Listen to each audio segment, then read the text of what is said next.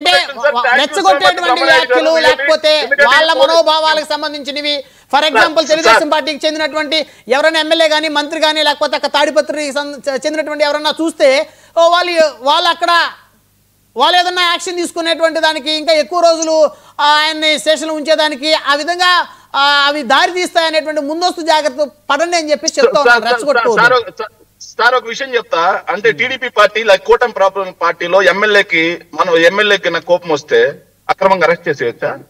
MLA కోపం వస్తే పోలీసులు చేత కొట్టించేయచ్చా? ఎమ్మెల్యే కోపం వస్తే ఎక్కువ రోజులు జైల్లో పెట్టొచ్చా? చట్టం అనేది ఒకటి లేదా? అంటే గతంలో జగన్మోహన్ రెడ్డి గారు కోపం రావడం వల్లే కదా రఘురామకృష్ణరాజు గారిని కొట్టించింది, మర్చిపోయారా? రఘురామకృష్ణరాజు గారిని కొట్టించాము అన్నారు, బానే ఉంది. ఆయనే చెప్పాడు, ఆయన చెప్పిన మాట. సార్ 18 నెలలు అయింది, ఆయన డిప్యూటీ స్పీకర్ గా ఉన్నాడు. మరి ఏది ఒక అధికారి మీద చర్య తీసుకోలేదు? కొట్టిన అధికారి మీద ఏం కేసు ఏమైంది?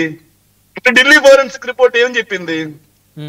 సో కేవలం వైఎస్ఆర్ కాంగ్రెస్ పార్టీ మీద బురద జల్లాలి, సింపతి తీసుకోవాలి. 30,000 మంది మహిళలు మిస్సింగ్ ఎలాగో, 4,000 కోట్ల రంగులు ఎలాగో, 14 లక్షల కోట్ల అప్పులు ఎలాగో, రఘురామకృష్ణరాజు కొట్టింది కూడా అలాగే. సో మేమేమి పట్టాభిలాగా ఇలా ఇప్పి నన్ను చూడండి, ఇది చూడండి, నాకు అటు చెప్పలేం లేవు అయ్యి అని చెప్పి పిరికి మాటలు మాట్లాడే వ్యక్తులం కాదు. అంటే ఒకవేళ స్టేషన్ లో వెంకటరెడ్డి గారికి ఆయన మీద థర్డ్ డిగ్రీ ప్రయోగిస్తే మీరు ఓపెన్ గానే బహిరంగంగానే వచ్చి మా మీద ఇలా చేశారని చెప్పడానికి కూడా సిద్ధంగా ఉన్నారు. 100%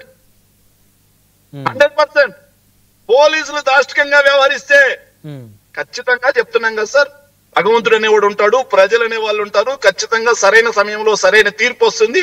తీర్పు వచ్చిన వెంటనే దీనికి ఎవరైతే బాధ్యులు ఉన్నారో వాళ్ళందరినీ కూడా చట్టం ముందు నించోబెట్టడం మాత్రం ఖాయం.